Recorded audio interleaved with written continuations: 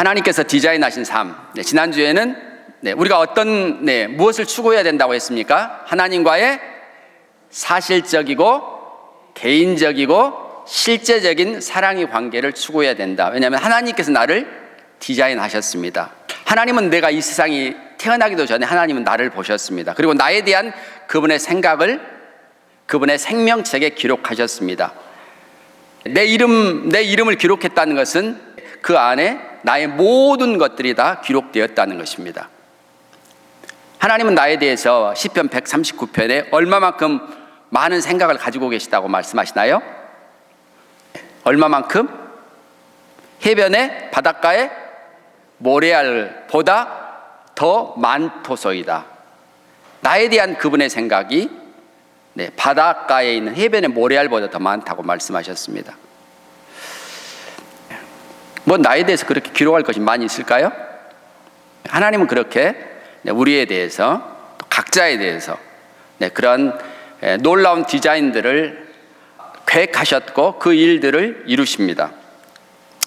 하나님께서 이루시는데 하나님께서 이 디자인된 삶을 내 삶에서 이것이 현실로 드러나도록 하기 위해서 실제가 되도록 하기 위해서 하나님은 뭐 하시는 분이세요? 항상 내 주위에서 일하고 계시는 분이십니다. 함께 한번 읽어보겠습니다. 하나님은 항상 내 주위에서 일하고 계신다.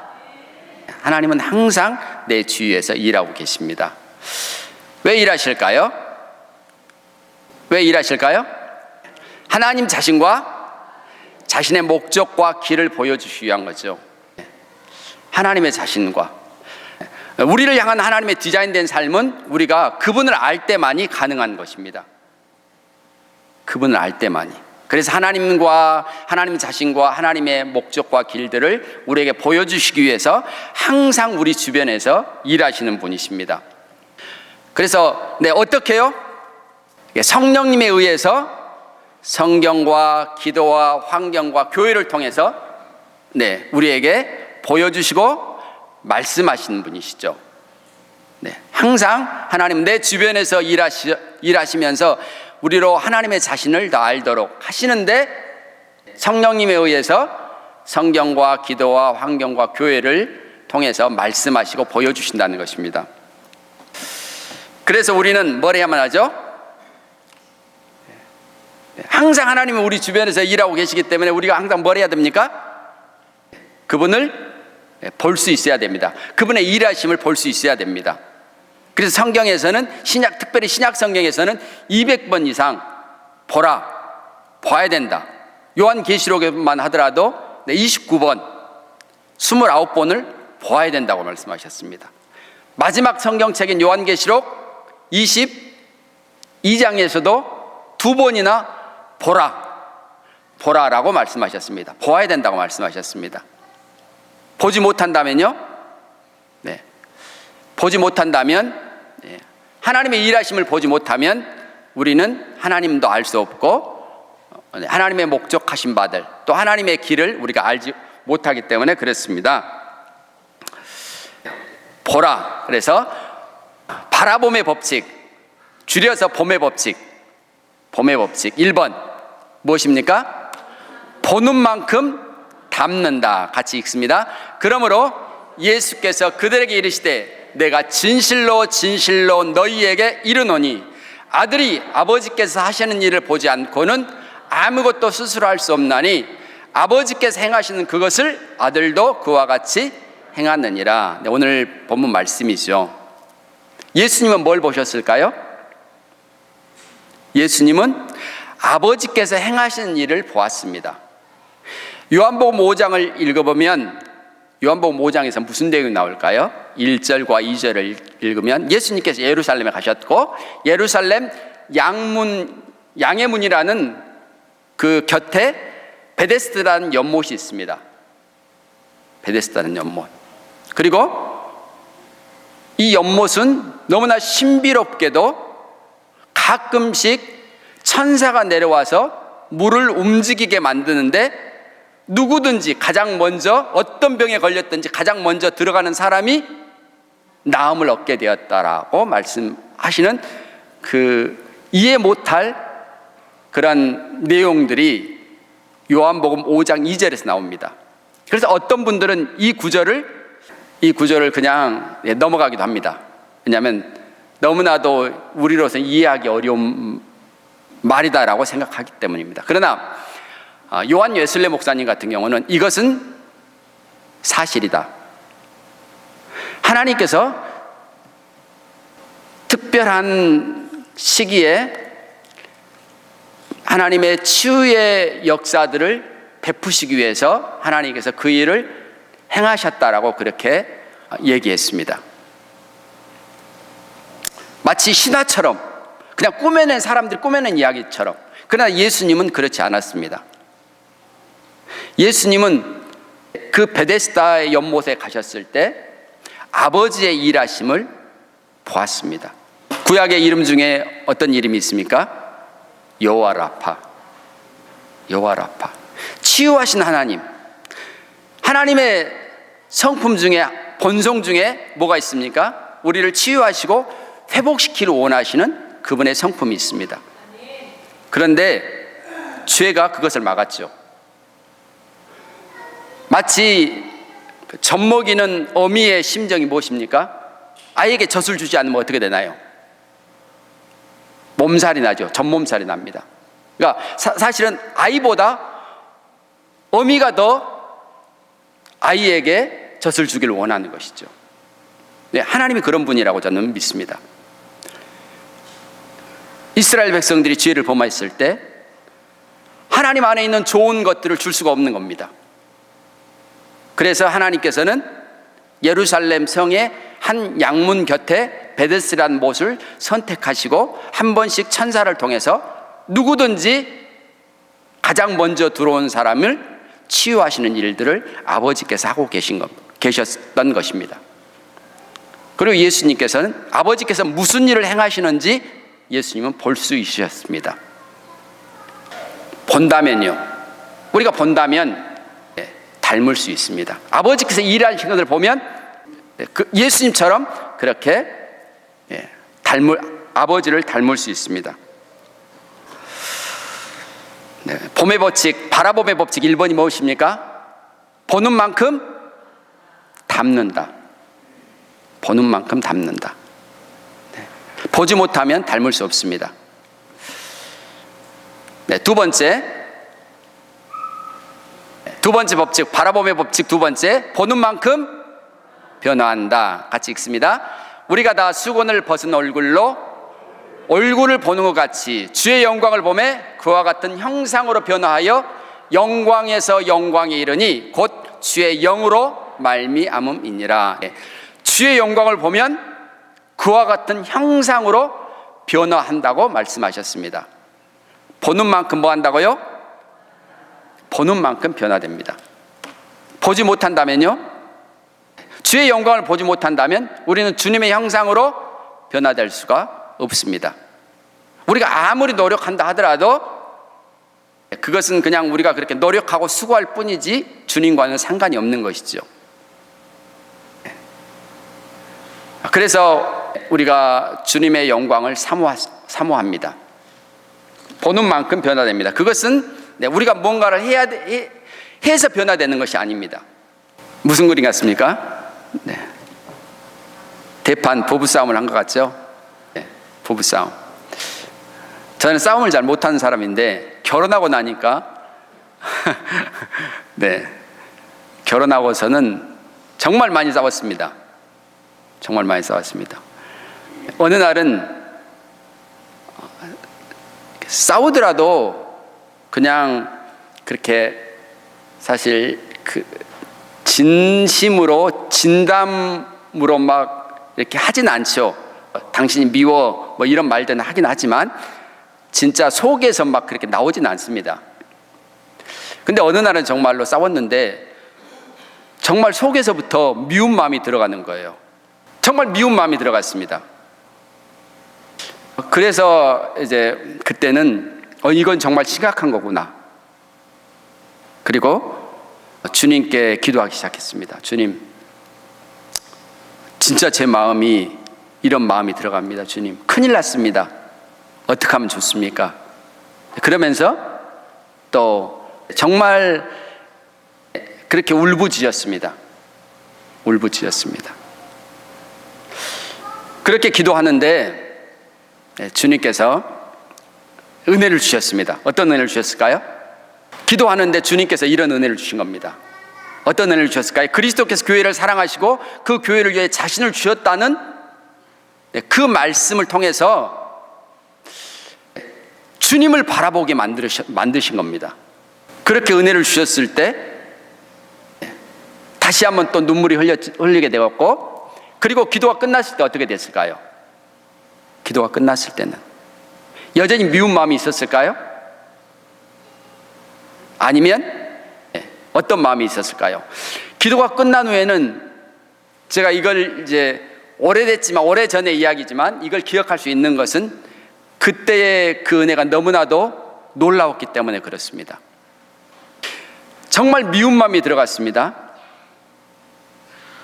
정말 미운 마음. 그래서 정말 제가 생각하면 정말 부끄러운 생각들까지도 하게 됐었는데, 주님께서 이런 이제 기도를 통해서 이런 은혜를 주셨을 때, 그리고 기도가 끝났을 때 제 마음이 갑자기 그냥 180도로 바뀐 것처럼 그냥 바뀌어버린 겁니다.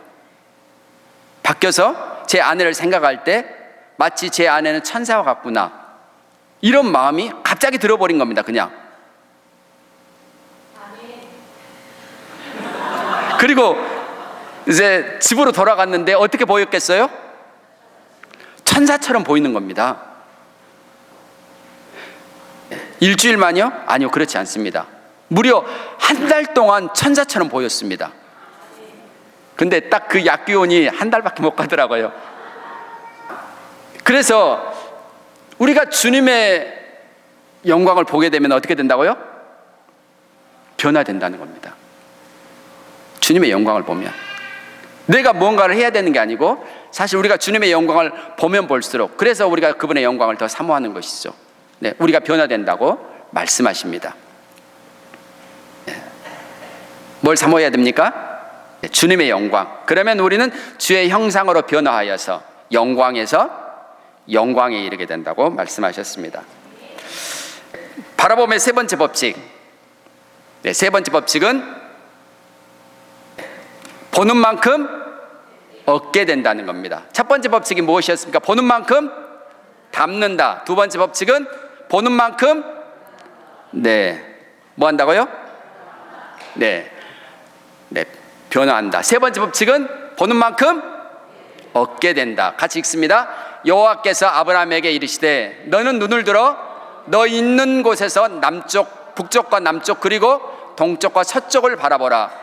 보이는 땅을 내가 너와 내 자손에게 주리니 영원히 이르리라. 아멘. 하나님께서 아브라함에게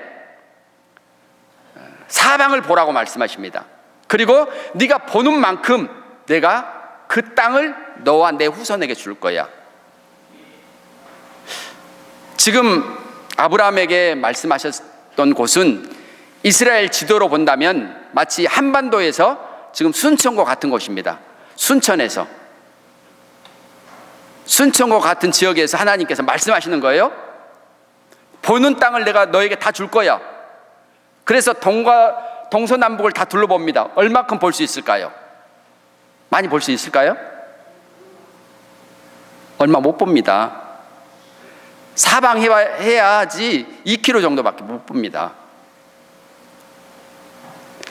근데 창세기 14장에서 아주 놀라운 일이 벌어집니다.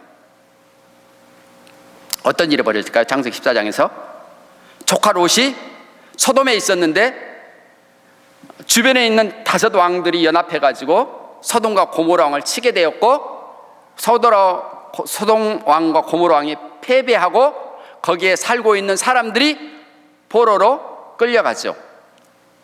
거기에 아브라함의 조카 롯도 포함되어 있었습니다.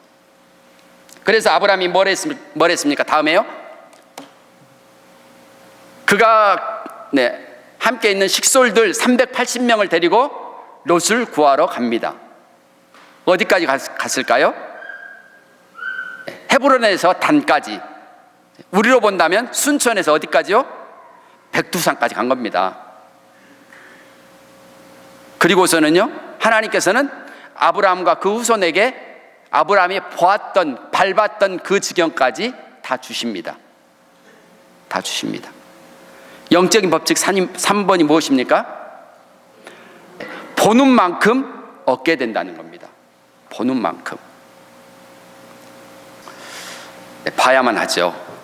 보는 훈련을 해야만 합니다. 보는 훈련을. 네, 다음에요. 그래서 말씀에는 이렇게 말씀하십니다.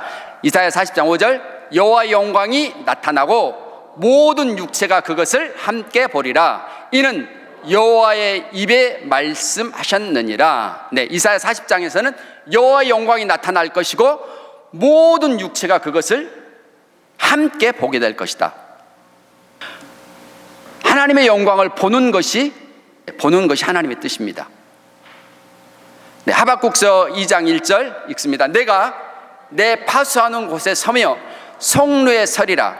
그가 내게 무엇이라 말씀하실는지 기다리고 바라보며 나의 질문에 대하여 어떻게 대답하실지 보리라 하였더니, 네, 하박국은 하나님께서 어떻게 내가 지금 기도하고 있는 기도의 내용에 답하실지, 내가 하나님이 어떻게 말씀하실지 내가 볼 것이다. 내가 성루에 서서 그것을 볼 것이다. 하나님이 내게 어떻게 대답하실 것인지 내가 볼 것이다 라고 그렇게 말씀하고 있습니다. 보기를 사모해야만 합니다. 그리고 이미 이사야에서는 모든 육체가 볼 것이라고 말씀하셨습니다. 그래서 우리는 보기를 사모해야만 하고, 하나님은 어디서 일하십니까? 항상 내 주위에서 일하십니다. 그래서 볼 수 있는 눈이 복된 겁니다. 볼 수 있는 눈이. 네, 성령님에 의해서 교회와 기도 또 환경, 교회를 통해서 우리에게 말씀하시고 보이시고 일하십니다. 그래서 보라 계속 말씀하시는 겁니다. 자동차를 운전해 하신 분들은 비탈길을 오르려면, 오르막길을 급경사를 오르려면 어떻게 해야 됩니까? 어떻게 하면 됩니까? 기어를 해야 됩니다. 기어를. 그냥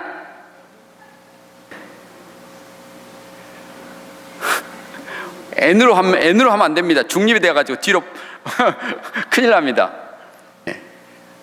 D 하면 이제 자동이죠. 자동. 변속기가 요즘엔 다 자동이잖아요. 근데 자동에서도 이제 수동이 있습니다. 옆으로 돌리면, 교회차 같은 경우는 옆으로 이렇게 밀면 수동이 되어서 1단, 2단, 3단 이렇게 올라갑니다. 그래서 가파른 오르막길을 수월하게 이렇게 올라갈 수 있도록 합니다. 만약에 가파른 길을 오랫동안 이렇게 오르막길을 가는데 그냥 자동으로 뒤로만 놓고 가면 엔진에 많은 무리가 됩니다. 그 과부하가 걸린다고 하기도 하고 출력이 많이 저하되기도 하고 심지어는 시동이 꺼지기도 합니다. 네. 그래서 오르막길을 올라갈 때는 뭐 해야 된다고요? 기어를 수동 기어로 변속해서 가는 것이 가장 안전합니다. 이것을 기도하고 한번 연결시켜 보겠습니다. 기도. 우리의 기도 제목들이 많이 있습니다. 어떻게 해야 되나요? 기도 제목이 있을 때 힘쓰고 애써 간절히. 누가 그렇게 하셨습니까? 예수님이 그렇게 하셨죠. 우리의 기도 제목이 있을 때는 힘쓰고 애써 간절히 기도해야만 합니다. 부르짖어 기도하기도 하고 큰 소리를 기도해야 되기도 하고. 엘리야가 3년 6개월 동안 비가 내리지 않고, 그래서 이제 갈멜산에서 바알과 아세라 선지자들과 850대 1로 대항을 했죠. 하늘에서 불이 내려서 그 재물을 태우는 신이 참신이라 해서 이런 대결도 했습니다.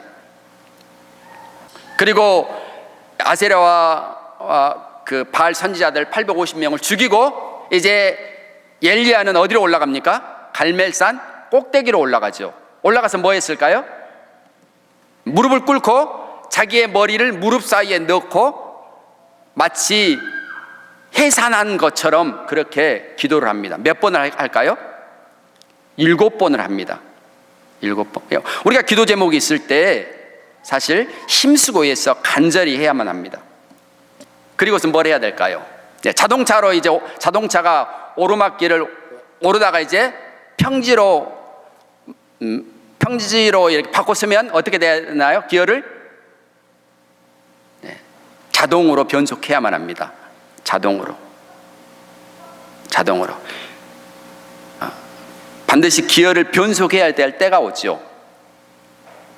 엘리야가 갈멜산 꼭대기에서 비가 오기를 위해서 무릎 사이에 고개를 넣고 그렇게 힘쓰고 애쓰는 기도를 했습니다.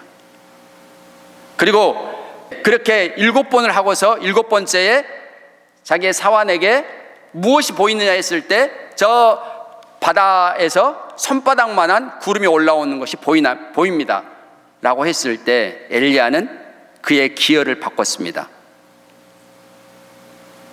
어떻게 바꿨을까요? 일어나서 허리를 동이고 달려갈 준비를 하는 겁니다. 달려갈 준비를. 그리고서 아방보다 마차 앞서서 달려갔다라고 말씀하고 있습니다. 힘쓰고 애써서 기도할 때가 있고 그 기도가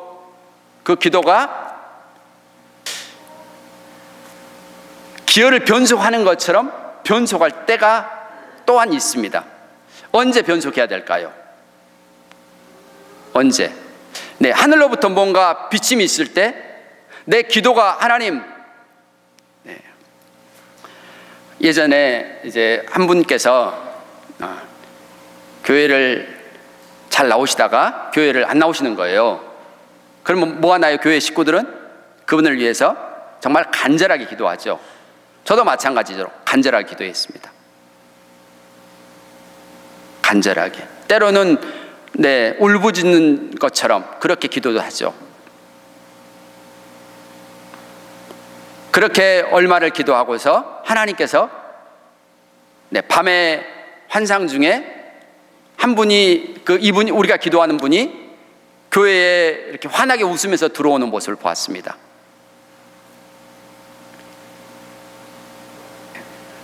그러면 어떻게 해야 되나요? 그때는 기어를 바꿔야 할 때입니다. 기어를 어떻게 바꾸면 좋을까요?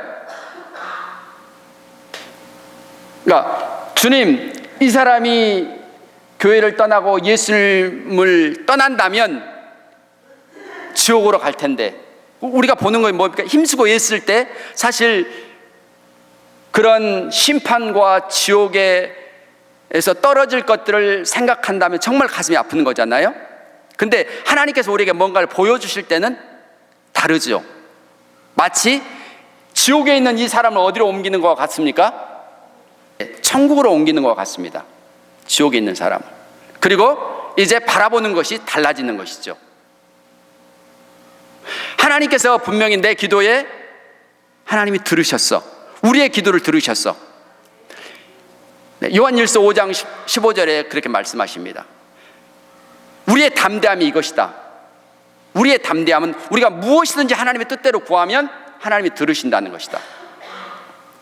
요한일서 5장 15절에서 우리가 무엇이든지 구하는 바를 들으신 줄 안다면, 안즉 우리가 그에게 구한 그것을 얻는 줄을 또한 아느니라. 하나님이 우리의 기도를 들으셨다라고 안다면 우리가 그 다음에 뭘 해야 되나요? 하나님이 들으셨으면 그것은 반드시 얻게 된다는 겁니다. 얻게 되기 때문에 뭘 바꿔야 됩니까? 그때는 기어를 바꿀 때입니다. 하나님 감사합니다. 하나님이 우리의 기도를 들으셨네요. 감사합니다. 이제 그는 주님께로 나올 것입니다. 주님께로 나올 것입니다. 더 이상 원수가 그를 붙들지 못할 것입니다. 그는 주의 백성입니다. 우리가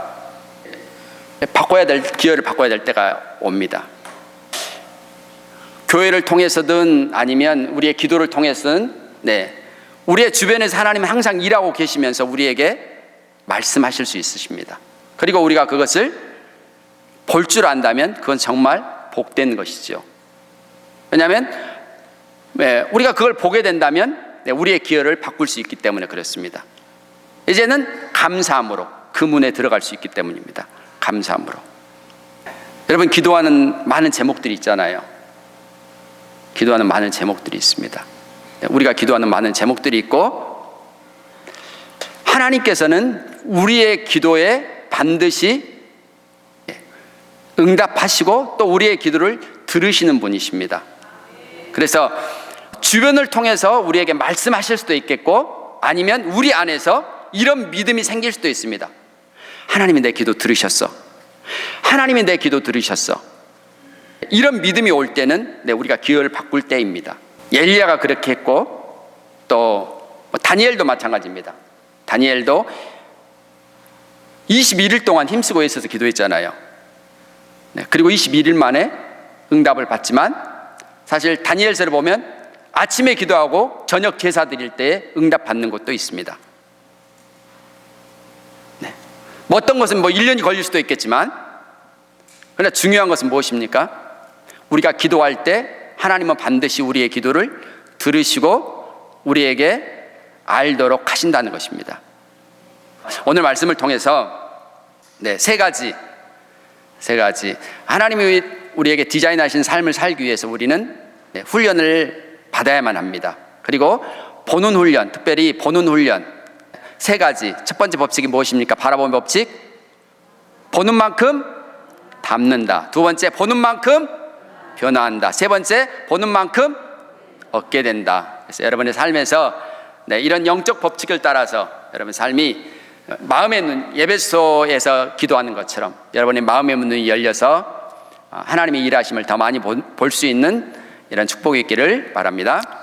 항상 우리 주변에서 일하고 계신 하나님, 우리가 하나님 아버지 되심을, 또한 우리 가운데서 위대한 일들을 행하고 계시는 것들을 우리가 더 보기를 원합니다. 주님, 우리의 마음의 눈을 더 열어주십시오. 그래서 우리의 많은 기도 제목들이 있고, 우리가 힘쓰고 애쓰고 때로 울부짖고 부르짖을 때, 기도할 때마다 주님께서 우리의 삶에 관여하시고 응답하시고 일하시는 것을 감사드립니다. 주님의 일하심을 우리에게 주님이 사인을 보내실 때에 주님, 우리로 볼 수 있게 해주십시오. 알아차릴 수 있게 하여 주십시오. 그래서 주님이 우리에게 사인을 주실 때에 우리가 정말 사자처럼 담대하게 일어나서 먹이를 취하듯, 주님, 우리가 그것을 우리가 기도하고 우리가 예쓰며 부르짖던 것들을 취할 수 있기를 원합니다. 특별히 우리 삶에서 디자인해 주신 놀라운 삶을 인해서 감사합니다. 우리로 이 영광들을 더 보게 하여 주옵소서. 하나님께서 그리스도 안에 행하신 위대한 일들을 더 보게 하여 주옵소서. 그래서 더 주님을 따르게 하시고 닮게 하시고 변화되게 하시고, 주님이 우리를 위해서 수고하는 모든 수고들을 우리가 능히 취할 수 있게 하여 주옵소서. 주님을 찬양합니다. 예수님의 이름으로 기도드립니다. 아멘.